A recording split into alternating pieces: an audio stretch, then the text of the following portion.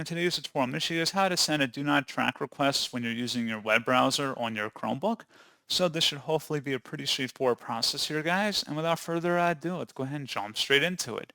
So what you have to do is open up your Chromebook web browser and select the menu icon up at the top right. Go down and select Settings near the bottom of that list. On the left panel, select Privacy and Security. And then on the right side, there should be something that says Third-Party Cookies. Select that. Scrolling down, it says send a do not track request when you're browsing traffic. Toggle that on to enable that, and that's all you have to do. So pretty straightforward process on that, guys, and as always, thank you for watching. I do hope that I was able to help you out, and I do look forward to catching you all in the next tutorial. Goodbye.